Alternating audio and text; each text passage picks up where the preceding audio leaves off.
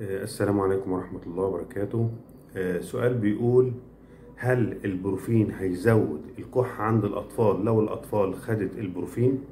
احنا عارفين ان البروفين ده بنستخدمه كمسكن للآلام، كمضاد للالتهاب، كخافض للحرارة عند الأطفال. البروفين في منه إقراص، في منه شراب، في منه فوار، في منه أكياس. البروفين ده بيقلل المواد في الجسم اللي بتسبب الحرارة، بيقلل المواد اللي بتسبب الآلام أو الالتهابات. احنا بناخده ساعة البرد، ساعة الحمى عند الأطفال.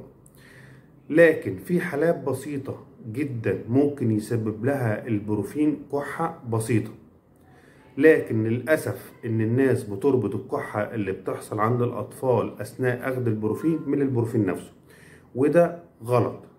معظم الكحة اللي بتيجي عند الأطفال أثناء تناول البروفين دي بيبقى سببها التعب اللي عند الطفل أثناء ما بياخد البروفين. يعني طفل مثلا عنده نزلة شعبية، فكده كده هو بيكح، فبياخد البروفين كعلاج للحرارة، كده كده هيكح. طفل عنده نزلة برد ورشح، مسبب له صداع أو مسبب له سخونية، فبناخد البروفين فتلاقيه بيكح. لكن احنا قلنا ان في كحه بتيجي فعلا من البروفين، بس دي بتبقى نسبه ضئيله جدا من الناس، وبيبقى بتاخد ساعات او ايام بسيطه، مش شديده ومش ضاره جامد.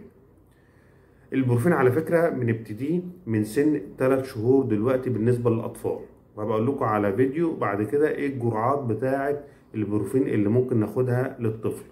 لكن نصيحة: لو حضرتك ابنك جاله كحة شديدة جدا أثناء تناول البروفين، لازم تستشير الطبيب، ولازم الطبيب يسمع صدره، لأن البروفين زي أي مادة، زي المضادات الحيوية، زي أي مادة ممكن يبقى ليه أعراض تحسسية. ف وده ان شاء الله ما بيحصلش، يعني انا عن نفسي ما شفتش الا حاله واحده او حالتين تقريبا طول عمري. فحضرتك لو جه لطفلك كحه شديده اثناء تناول البروفين، إيه المشكله؟ انت تستشيري الطبيب. لكن اي حد عنده سخونيه، اي حد عنده صداع، اي حد عنده الام، ممكن ياخد البروفين، وممكن ممكن يشتريه من الصيدليه عادي، بس لازم تقري النشرة الداخلية عشان تعرفي الجرعة المناسبة لطفلك، وما تقلقيش من موضوع البروفين والكحة. شكرا.